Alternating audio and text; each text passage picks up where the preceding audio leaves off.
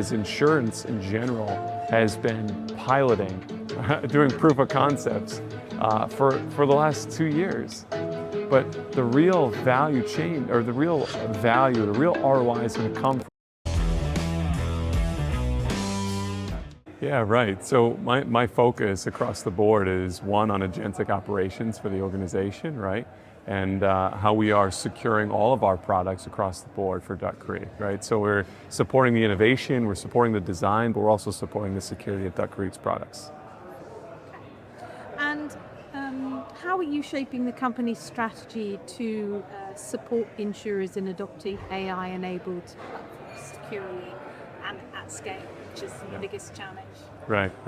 DuckCreek as a whole, what we are building when you think of agentic insurance or agentic operations is designed from the ground up to be able to support securely and at scale for our customers. And how we're doing that is by introducing what we call an orchestration layer for agents. An agent orchestration layer, we sometimes can call it an agent control plane. And what that allows us to do is, you can't just put an agent on top of unstructured data and say, do this thing, because it won't give you an accurate, repeatable, accountable, auditable response. With the orchestration layer, what we're building at DuckCreek allows you to bring your own agent into the system, plug it into our orchestration layer, and have a well-designed series of processes and guardrails that occur underneath. The benefit of DuckCreek as a whole is we're closely aligned to the core transaction systems that are supporting our customers. We are the core, right? So this is really what we're calling an agentic core modernization platform. So obviously you've introduced the concept of agentic insurance. What does this mean in practice? And how is it different from earlier waves of AI within insurance? Yeah, so when we think of agentic insurance, we're thinking of we presented it previously as 50 ducks that represented all the workflows across insurance, from all the individual tasks within policy, within claims, everything from FNOL, right? Agentic insurance represents possible automation to the extent possible for all of these different areas. So if we're able to take a core operational workflow for insurance and augment that workflow with AI while it's at the transaction layer and very close to those core platforms, you're able to deliver a return on the investment for the insurers. And that ROI isn't just financial. That's one element of it. It's financial, it's actual productivity, and then it is also risk-based, the elimination of risk, right? More consistent responses and whatnot. So that's what I mean when we say agentic insurance. And how is it different from the old stuff? To date, what we're seeing is AI is augmenting a lot of insurance processes, but really it's kind of from the periphery. It's connecting to systems through an API and providing insurers with, say, a new dashboard, a new report, new intelligence, which is great. No one would argue that that's not a good thing. There are a ton of startups that are able to do this. However, the needle movers are when we introduce AI to the truly operational workflows, the things that are fundamental to how insurance works, not just new reports, new insight, right? The question was, how are intelligent cloud-native core systems enabling insurers to move from data analysis to real-time decision? Yes. Decision making or decision orchestration? Decision making. Decision making. Yeah. Across the well, I think it ties into it again. Is where previously it was we have a new capability that's giving us more information. Where the future of insurance and agentic insurance is we have an agent that's in a process that's doing could be straight through processing for claims. That's now a human may only be in the loop at the end to approve at the end result. You know what I'm saying? So it's a faster, more repeatable process. Okay. In terms of the insurance is obviously a highly regulated industry, and AI is fairly new technology especially in terms of the insurance industry. So how do you ensure that the AI remains responsible, auditable, and also compliant, but still delivering everything that it needs to deliver at speed? And this is key. This is key in Europe especially, right, with the stringent regulations and the requirements, everything from privacy to the way insurance operates here. The orchestration there that I was referencing, The way that works is it connects to a model context repository, an MCR. And what that MCR is, in simple terms, it's all of the guardrails. It's all of the things that tell the agent, hey, this is the tool you need. Hey, this is the document you need to reference, the template you need to reference. This is the small language model you need to leverage.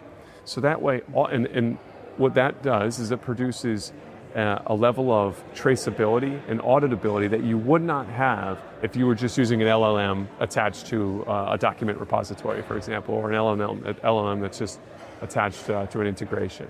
So the way we're doing it is we're delivering at scale the ability to trace and to follow the standard set of procedures in that MCR.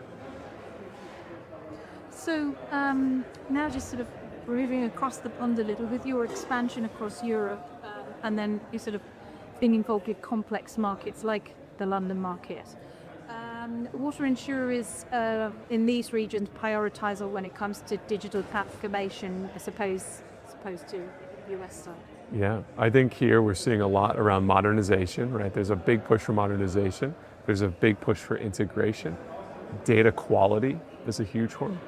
And then finally, I think the regulations, what we see is that control. And that control is what I was just saying is a big focus of ours. We want to be able to provide elements of trust for our system. So when we're building agentic insurance, our customers need to trust the outputs of these things. How do you trust it? Again, it comes down to auditability, traceability, et cetera. So I think those priorities of the European market, although aren't too different from the American or APAC, et cetera, but there is a stronger desire for control and data quality here.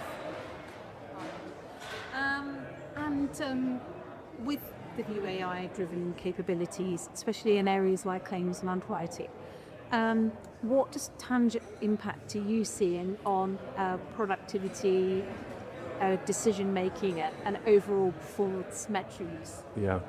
Again, I think there's three aspects here, and that's what you're hitting on is the performance side or the productivity side of things, right?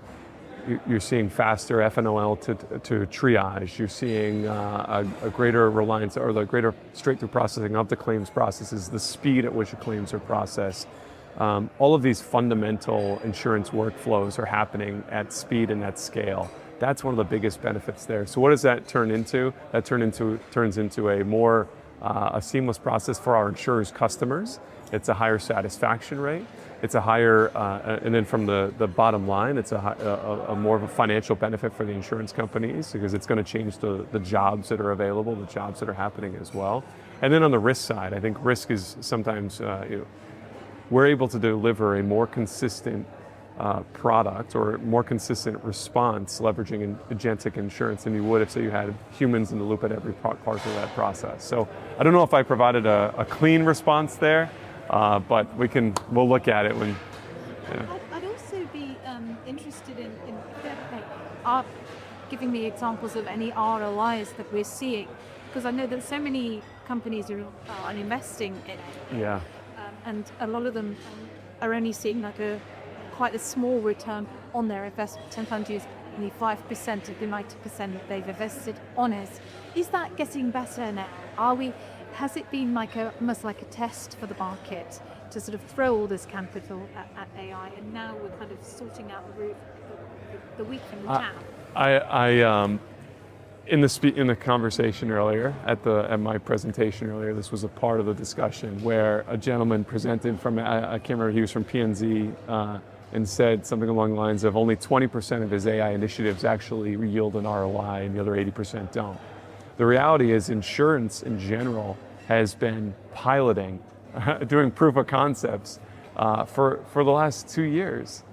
But the real value chain, or the real ROI is going to come from when you're embedding AI into the operational workflows. And I keep saying that because if you're just introducing AI to test it out, what do you expect?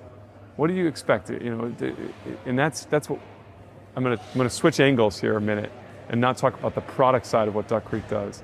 When I think about agentic operations internally as an organization, when we started looking at it differently from, okay, how many hours of people's times have we saved, and how do we take that time and now we reallocate it to something different? That's what we're seeing a tremendous value. So I am very optimistic, and I am seeing the true value across our organization and other companies that I deal with. And I think that in the insurance side, as the keynote said earlier today, the biggest risk to insurance is the focus on risk. We're not willing to take that jump into, hey, there is a real benefit, tangible benefit to be yielded here. We just need to accept that there's an element of risk just like everything we do. So, yeah. Okay, so, and then my final question, what are your predictions in terms of key technology trends over the next few months? Yeah, I mean, that's the,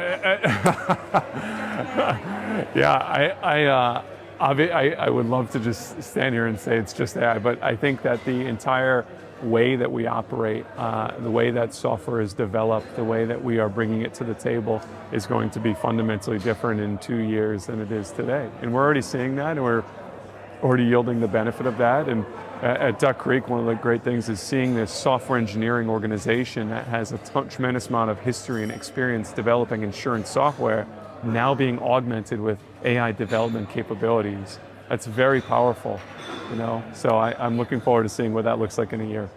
And just sort of tagging on to that, as a CISO and as somebody who's working with technology in the insurance industry, you must have an interesting perspective on the cyber insurance and technology space has. For sure.